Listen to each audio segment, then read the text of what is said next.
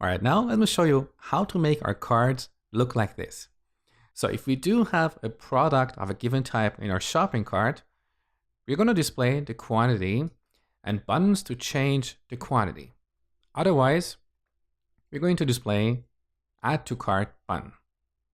Also note that here I've changed the color of our buttons because previously we had so many blue or primary buttons on this page and that was distracting. So let me show you how to implement something like this.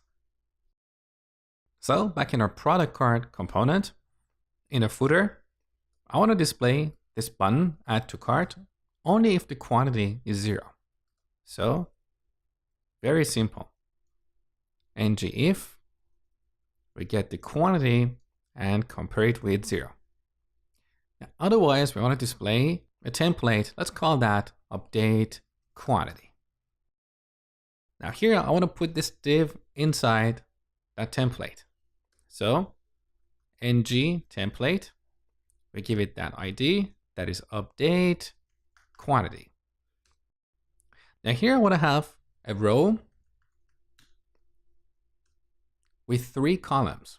So the first one, I want it to be column of size 2. This is where we add a button to decrease the quantity.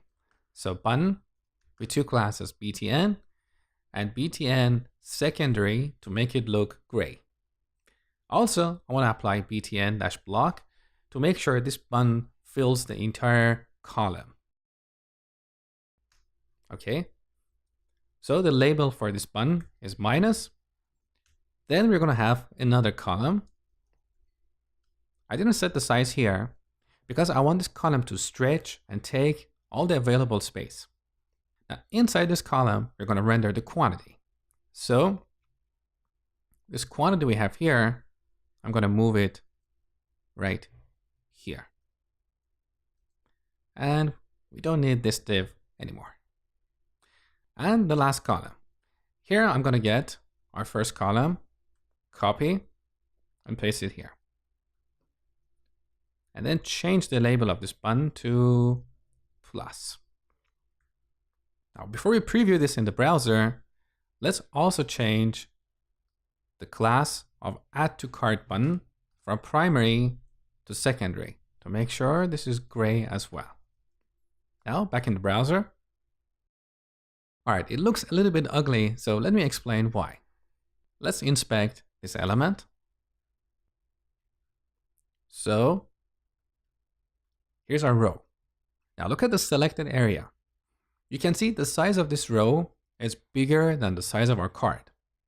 This is because by default, Bootstrap adds negative margins to these rows. So here on the right side, look at the definition of the row class. You can see we have 2 negative margins here, margin right and margin left. And this is required from Bootstrap point of view to properly align elements on the screen. But in this particular case, we don't want that negative margin because this row ends up being bigger than our cart. So I'm going to apply another class here, no-gutters.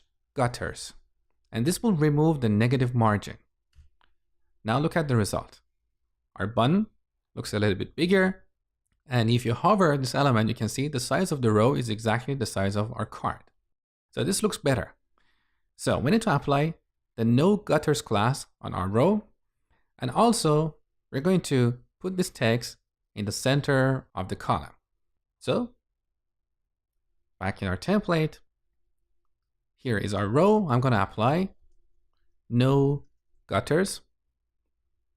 And for our text, I'm going to apply text center. This will make our text appear in the center of the column. And here I want to add another label, in cart. Now let's preview one more time. All right, it looks better. So next we're going to implement these change quantity buttons.